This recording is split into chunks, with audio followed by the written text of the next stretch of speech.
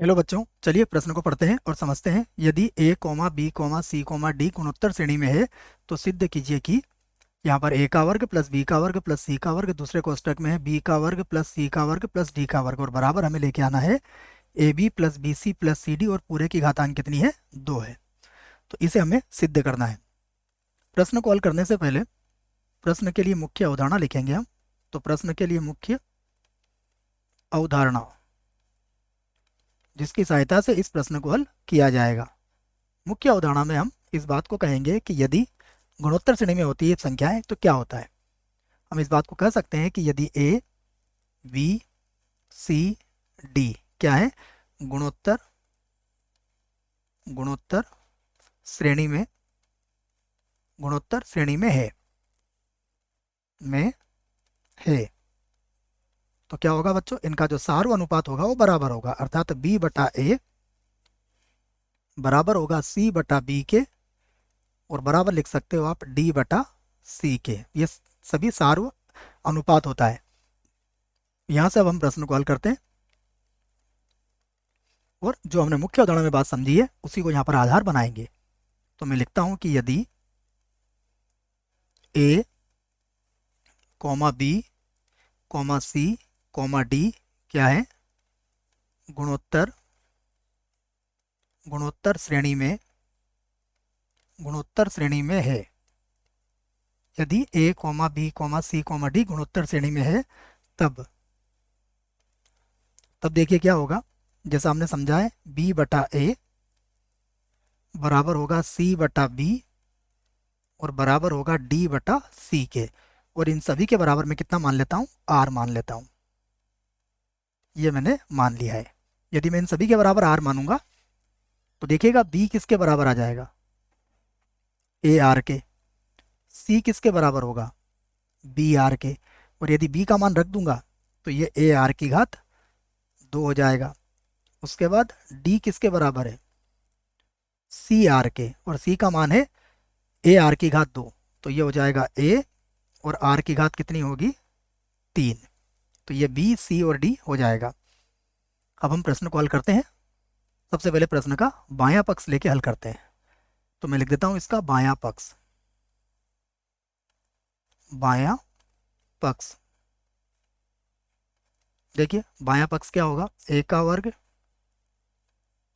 Plus b का वर्ग plus c का वर्ग, ये होगा b का वर्ग प्लस c का वर्ग प्लस d का वर्ग। सभी मानों को हम यहाँ पर रख सकते हैं। देखिए a का वर्ग तो वैसे रहने देते हैं, b का वर्ग करेंगे तो ये हो जाएगा a का वर्ग और r का वर्ग, प्लस c का वर्ग करेंगे तो ये होगा a का वर्ग, और ये r की घात कितना हो जाएगा? 4 हो जाएगा।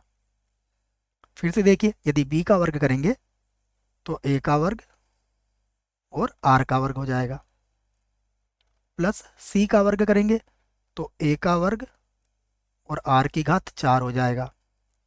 फिर d का वर्ग करेंगे तो ये होगा a का वर्ग और r की घात 6 हो जाएगा ये। अब यहाँ से आप a की घात 2 को कॉमन ले सकते हैं बच्चों। तो मैं यहाँ से a की घात 2 को कॉमन ले लेता हूँ। जब a की घात 2 को कॉमन लेंगे तो ये बचेगा 1 प्लस r का वर्ग प्लस r की घात 4। 1 प्लस r का वर्ग प्लस r की घात 4। यहाँ से देखिएगा हम a का वर्ग और r का वर्ग कॉमन ले सकते हैं। a का वर्ग r का वर्ग, तो देखिएगा यहाँ पर क्या बचेगा? 1 प्लस r का वर्ग प्लस r की घात 4। 1 प्लस r का वर्ग और प्लस हो जाएगा r की घात 4, तो बराबर ये हो जाएगा a की घात 4, यहाँ पर हो जाएगा r का वर्ग, और यहाँ पर लिख सकते हैं हम 1 प्लस r का वर्ग प्लस r की घात 4, और पूरे की घात कितनी हो जाएगी? 2। इसे बना देंगे हम समीकरण नंबर 1। और अब हम क्या करेंगे? इसका दायां पक्ष लेंगे। तो दायां पक्ष लेके इसको हल करेंगे। दायां पक्ष क्या है देखिएगा?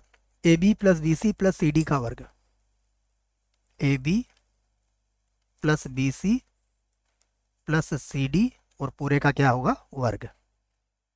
हम मान रख देते हैं, देखो ए तो वैसे ही रहेगा, बी का मान किसके बराबर है ए आर के, तो ये हो जाएगा ए आर, प्लस बी का मान किसके बराबर है ए आर के, सी का मान किसके बराबर है ए आर की घात 2 के, प्लस फिर से सी का मान क्या होगा ए आर की घात 2 और डी का मान किसके बराबर है ए आर की घात 3 के, पूरे की घात कितनी है 2।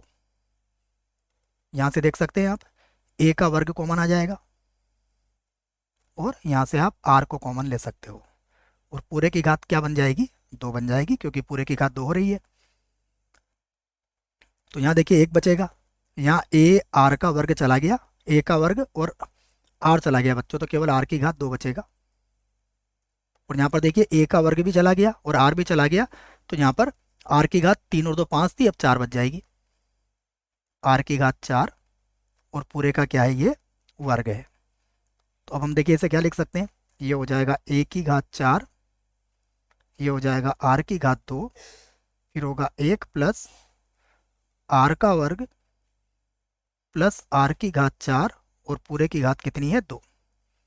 इसे हम समीकरण 2 बना देंगे और ध्यान से देखिए समीकरण 1 और 2 बिल्कुल बराबर है, तो हम लिख सकते हैं समीकरण 1 और 2 से, समीकरण 1 व 2 से क्या लिखेंगे हम 1 और 2 से लिखेंगे कि बायां पक्ष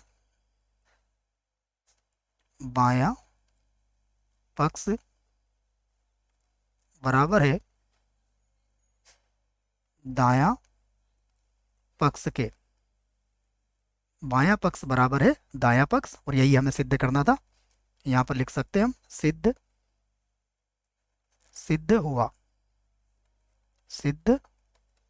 हुआ।